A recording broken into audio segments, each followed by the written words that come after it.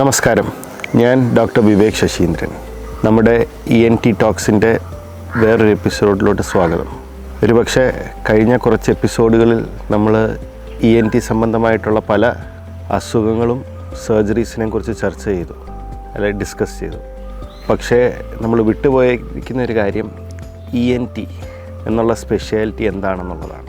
ഇന്ന് ENT എന്നുള്ള speciality എന്താണ്, അത് എന്ത് രീതിയിലുള്ള പേഷ്യൻസിനാണ് ഒരു ENT സ്പെഷ്യലിസ്റ്റിനെ കാണേണ്ടി വരുന്നത് എന്നുള്ളതിനെക്കുറിച്ച് നമുക്കൊന്ന് സംസാരിക്കാം. അപ്പോൾ ENT head and neck surgery എന്നാണ് ഈ ഒരു സ്പെഷ്യാലിറ്റിയുടെ ഫുൾ പേര്. അതായത് ear, nose, throat and head and neck.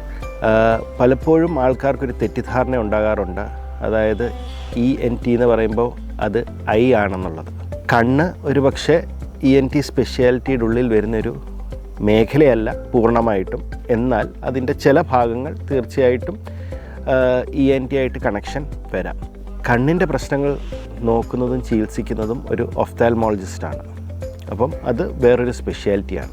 അപ്പോൾ ENT അതിന് ആ ഒരു ഡിഗ്രി, അതായത് നമ്മൾ MBBS പഠനത്തിന് ശേഷം നമ്മൾ മാസ്റ്റേഴ്സ്, അതായത് MS ENT അഥവാ ഓട്ടോ റൈനോ ലാരിങ്കോളജി എന്നാണ്, and head and neck surgery എന്നാണ് ഈ സ്പെഷ്യാലിറ്റിയുടെ പേര്.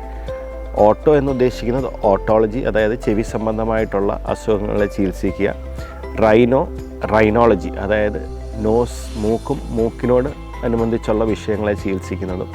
അതുപോലെ ലാരിങ്കോളജി ബേസിക്കലി നമ്മുടെ സൗണ്ട് ബോക്സ്, വോയിസ് ബോക്സിനോടനുബന്ധിച്ചുള്ള ഇഷ്യൂസിനെ ഡീൽ ചെയ്യുന്നതാണ് ലാരിങ്കോളജി. അതിന് പുറമെ എയർവേ, ബ്രീത്തിങ് ആൻഡ് സ്വോളോയിങ് ഇപ്പം അതിൻ്റെ ഭാഗമായിട്ട് വരുന്നുണ്ട്. അപ്പം ഒരു ചുരുക്കത്തിൽ പറഞ്ഞാൽ ENT എന്നുള്ള സ്പെഷ്യാലിറ്റി ഈ പറഞ്ഞ മേഖലകളെല്ലാം ഫോക്കസ് ചെയ്യുന്നതാണ്. അതിനുശേഷം ഒരുപക്ഷെ നമ്മൾ ഓരോ മേഖലയിൽ അല്ലെങ്കിൽ ഓരോ ഏരിയാസിൽ ഇൻട്രസ്റ്റ് ഉള്ള ആൾക്കാർ ഫെലോഷിപ്സ് അല്ലെങ്കിൽ അതിൻ്റെ ഫർദർ സ്റ്റഡീസിന് പോയി അത് സബ് സ്പെഷ്യലൈസ് ചെയ്ത് ഈ പറഞ്ഞ പോലെ ഒന്ന് ഓട്ടോളജിസ്റ്റായിട്ടോ അല്ലെങ്കിൽ റൈനോളജിസ്റ്റായിട്ടോ അല്ലെങ്കിൽ ലാരിങ്കോളജിസ്റ്റായിട്ടോ അല്ലെങ്കിൽ ഹെഡ് ആൻഡ് നെക്ക് സർജനായിട്ടോ അവർ പ്രാക്ടീസ് ചെയ്യുന്നതാണ്. അപ്പം ഇത് ENT എന്താണെന്നുള്ളത് ഒന്ന് പറഞ്ഞു തരാൻ വേണ്ടിയായിരുന്നു ഈ ഒരു എപ്പിസോഡ്. Thank you.